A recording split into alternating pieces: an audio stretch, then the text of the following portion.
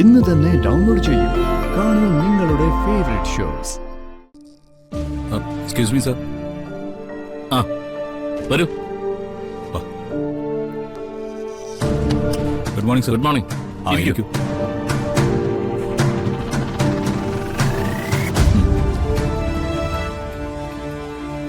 മനോഹരമായ ഒരു യാത്ര ടെൻഷനിൽ അവസാനിപ്പിച്ചു അല്ലേ വരുൺ?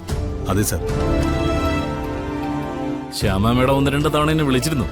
ഇക്കാര്യത്തിൽ വളരെ സീരിയസ് ആയ ഒരു ആക്ഷൻ വേണമെന്ന് എന്നോട് പറയുകയും ചെയ്തു. Okay, let's come to the point.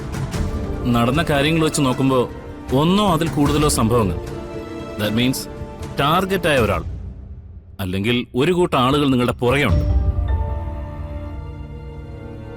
അതിന്റെ കാരണം എന്തായിരിക്കും? വരുണ് ബിസിനസ്സിൽ ശത്രുതയുണ്ടോ? അതോ കുടുംബപരമായ എന്തെങ്കിലും, ഐ മീൻ ഈ കൊന്നു തീർക്കാമെന്ന രീതിയിൽ? ഏയ്, ബിസിനസ് രംഗത്ത് അങ്ങനെ പ്രത്യേകിച്ചൊന്നുമില്ല സർ. വീട്ടിലാണെങ്കിലും കുടുംബത്തെ സംബന്ധിക്കുന്ന കൊച്ചു കൊച്ചു പ്രശ്നങ്ങളേ ഉള്ളൂ.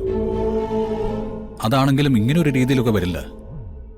അതുകൊണ്ടാണ് ഞങ്ങൾ ആകെ കൺഫ്യൂസ്ഡ് ആയി പോയത്. രാധികയ്ക്ക് പേഴ്സണൽ ശത്രുത വരാൻ എന്തെങ്കിലും കാരണങ്ങൾ? ഇല്ല സാർ, അങ്ങനെയൊന്നുമല്ല.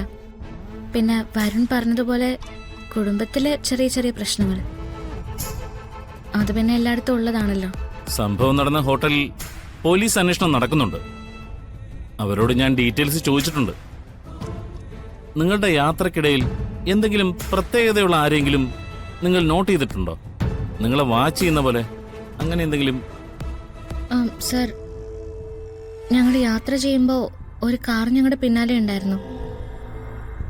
കുറെ നേരം ഞങ്ങളുടെ പിന്നാലെ വന്ന ശേഷം അവർ വേറെ വഴിയെ പോയി. അല്ല, അത് കുറച്ച് ഡൗട്ട്ഫുൾ ആയിരുന്നു സാർ.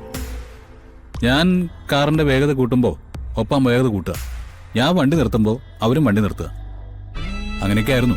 ദെൻ അതാരാണെന്നറിയാൻ വരുൺ ശ്രമിച്ചില്ലേ? അത് സാർ, ഇപ്പോഴത്തെ ഈ ലഹരി ടീം പിള്ളേരൊക്കെ ഉണ്ടാവുമല്ലോ, പബ്ലിക് ന്യൂസൻസ് ആവണ്ടെന്ന് കരുതി. പക്ഷേ അവർ വഴിതിരിഞ്ഞു പോയപ്പം ഞങ്ങൾ ആശ്വസിക്കുകയും ചെയ്തു. പിന്നീടും ഇത്തരം പ്രശ്നങ്ങളൊക്കെ ഉണ്ടായപ്പോഴാണ് ഞങ്ങൾ കൂട്ടിയാണെങ്കിൽ വായിക്കാൻ നോക്കിയത്. അപ്പൊ ഫോളോ ചെയ്ത വാഹനം ഗൗരവമുള്ള കാര്യമാണ്. ഹോട്ടൽ അന്വേഷണം നടത്തുന്ന പോലീസുകാര് ഡീറ്റെയിൽസ് എനിക്ക് അയച്ചു തരാമെന്ന് പറഞ്ഞിട്ടുണ്ട്. അത് കിട്ടിക്കഴിഞ്ഞാൽ രണ്ടുപേരും ഒന്നുകൂടി വരേണ്ടി വരും. ആ, വരാം സാർ. സാർ, ഇതിനൊരു പരിഹാരം ഉണ്ടാക്കി തരണം. വരുൺ എപ്പോഴും യാത്ര ചെയ്യുന്നതാ, ആ പേടി കൊണ്ടാ പറയുന്നത്. ഇക്കാര്യത്തിൽ വളരെ സ്ട്രോങ് ആയുള്ള ഒരു അന്വേഷണം തന്നെ നടക്കും. ശ്യാമ മേഡം പറഞ്ഞാൽ പിന്നെ അവോയ്ഡ് ചെയ്യാൻ പറ്റില്ലല്ലോ. ഇനിയിപ്പോ നിങ്ങൾ വെക്കുള്ളൂ. Thank you sir.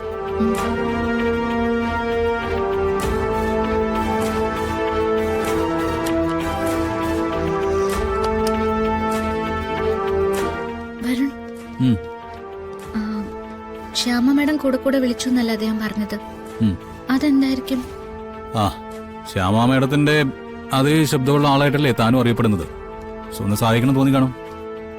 Fida madam Shyama മാഡത്തിനെ നിർബന്ധിച്ച് വിളിപ്പിച്ചതായിരിക്കും. അല്ലടോ, ആരും പറഞ്ഞില്ലെങ്കിലും ശ്യാമ മേഡം വിളിക്കും. അതെന്താന്നല്ല ഞാൻ ചോദിക്കുന്നത്. അതൊക്കെ പിന്നീട് തനിക്ക് മനസ്സിലാവും. ആലോചിച്ച് ടെൻഷൻ ആവാൻ നിൽക്കണ്ട. എടോ വാടോ, വാ.